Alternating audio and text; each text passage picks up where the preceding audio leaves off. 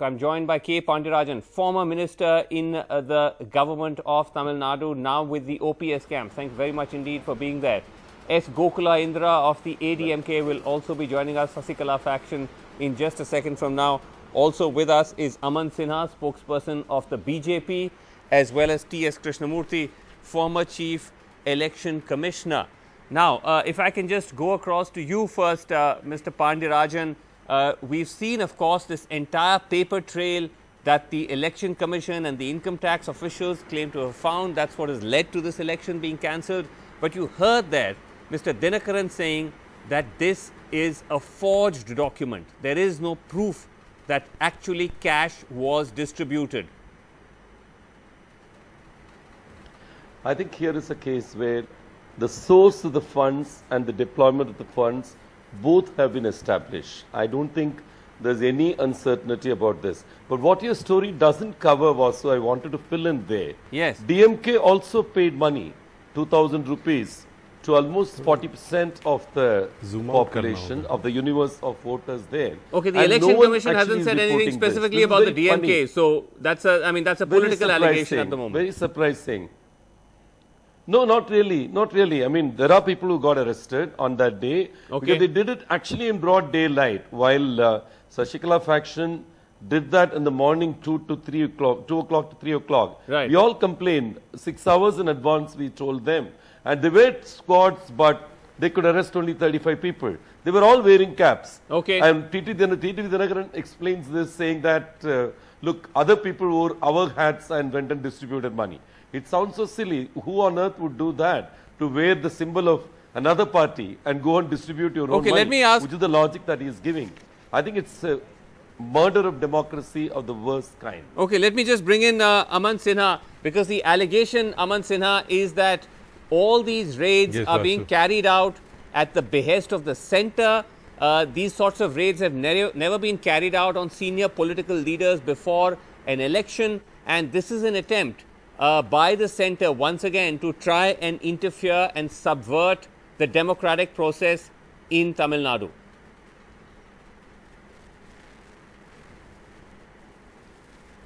Also, I am afraid that allegation is absolutely misplaced and incorrect. And you are also aware of the fact that during the election time, the whole machinery works under the supervision and control of the Election Commission of India. So, obviously, the central government will have no role there. And let me say that the Dinakaran group of AIDMK has been caught red-handed here. Therefore, their desperation and anxiety could be very well understood, and therefore they are making such baseless allegations because they have been caught red-handed. A raid takes place and 5 crores of cash is recovered from their senior functionary. The complete chart of distribution of cash in all the wards and all the constituencies is elaborately given there. The ministers and the chief minister himself are the designated persons to distribute this. This is the kind of document which has come up in the raid. There are other several incriminating documents and several other gift items, etc., which have been seized in the raids, etc. So therefore there is enough evidence to clearly come to a conclusion that unfair practices in order to make undue influence and corrupt practices were sought to be utilized by certain candidates, and mostly the candidates belonging to the AIDMK Dinakaran camp. So therefore, in their desperation, since they have been caught red-handed, they are trying to make such baseless, wild allegations. But one thing I want to ask Mr. Krishnamurthy, former Chief Election Commissioner, that while all this evidence the EC claims to have found, again, these are part of an ongoing investigation. At the same time, Mr. Krishnamurthy, almost 90 crores of cash has been pumped into the system. Voters have received this money. Now, the election has been cancelled and there will be a fresh election somewhere down the line. But what happens to all that money? There's nothing that can be done about it, right?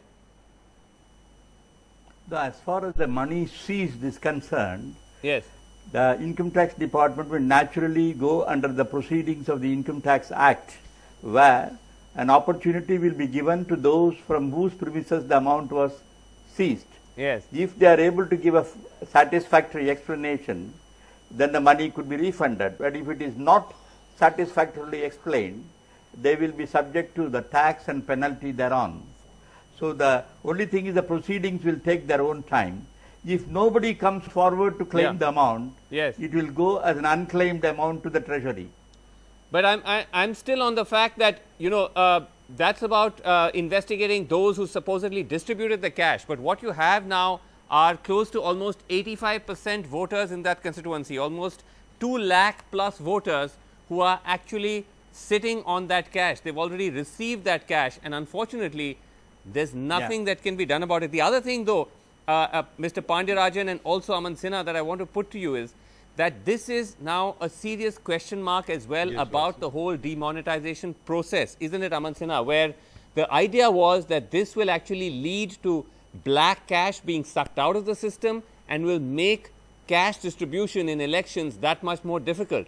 But here you have a case where 90 crores was mobilized by just one political party and freely distributed. So how, I mean, what happens, what was the whole point then, or how does demonetization claim to have managed to have cleaned up black money? No, Vasu, I can say that the circulation of cash in the system has become immensely difficult, and it has vastly reduced after the demonetization process. You are right, people have been misusing it.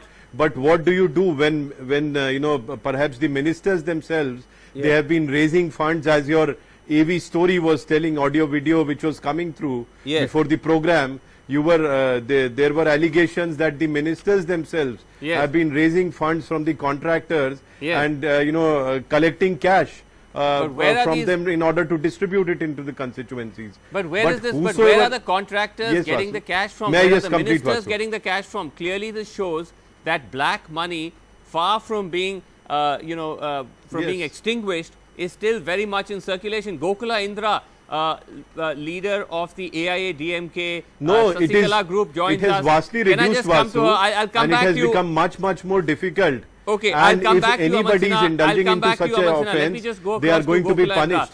Ma'am, yes, Vasu. This is an extraordinary situation where the document suggests that the entire cabinet was distributing cash, including the Chief Minister himself. We have, in fact, this piece of paper with us, which the Election Commission claims to have found, and it's got all the targets written down. Chief Minister Palanisamy himself was given 13 crores. Education Minister Sengotian 13 crores. Forest Minister Dindigul Sreenivasan 12 crores. Finance Minister Jayakumar given 11 crores. Gokula Indra. Isn't this making a mockery of democracy? Yes, sir. No, it is a bogus, not a real document. Somebody is making and creating such a document like that. There is not at all any evidence, because we were involved, all the ministers and all the party personals, we are involved in the election work.